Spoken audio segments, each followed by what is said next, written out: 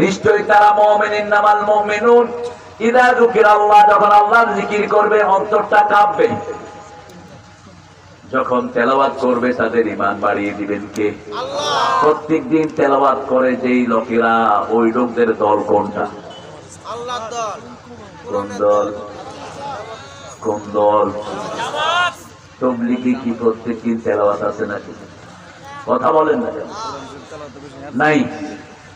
তাবলীগের লোকেরা কোরআন পড়তে দেয় না, বলে যে কোরআন আলেমরা পড়বে, সাধারণ লোকেরা কোরআন পড়ে না, অধিকাংশ পড়তে পারে না, সেখানের কোন কর্মসূচিও নেয় না। তবে অন্যদিকে তারা ওযু শিখায়, গোসল শিখায়, ঠিক না ঠিক? পেশাব পায়খানা করে পবিত্রতা শিখায়, কিন্তু কোরআনের মতো নেয়ামতের শিক্ষা তাদের কাছে নাই। হাদিস পড়ার নিয়ম কাদের কাছে আছে? মাদ্রাসার হুজুররা কিছু পড়ায়, কিন্তু গার্জিয়ানরা হাদিস কোথায় পড়ে? ইসলামী সাহিত্য পড়ার কোন সিস্টেমই নাই। জামাতে নামাজ, সেখানে তাবলীগ আছে না নাই? জোরে বলেন। কিছু পীরের মুরিদেরা আছে না নাই? হয়তো চর্ম নাই, শস্যি না আছে, বাকি কে আছে বলেন? আমি নাম বলবো না। আমার ড্রাইভার এক পীরের বিরাট খাদেমের গাড়ি চালাইছে, 5 বছর চালাইছে।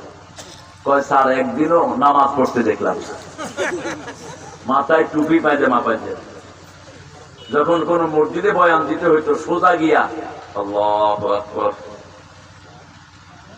আমি জিজ্ঞাইলাম স্যার ওযু করছেন নি? কয় মুখ ধুইয়াছিলাম। এই দেশে যে সমস্ত পীর, অধিকাংশ গুলো ভণ্ড, ঠিক না ঠিক? কোরআন হাদিস অনুযায়ী যদি বাছাই করা হয় টিকবে? টিকবে? প্রথম ধাপেই তো ফেল। বাপের পুত বাপের জায়গায় আসে কেমনে? মনার্কি, কিংশিপ ইসলামে নাই। নবীর ছেলে নবী হয়, ঠিক না ঠিক? কিন্তু বানায় কে? আল্লাহ বানায়। এখন পীরের ছেলে পীর বানায় কে?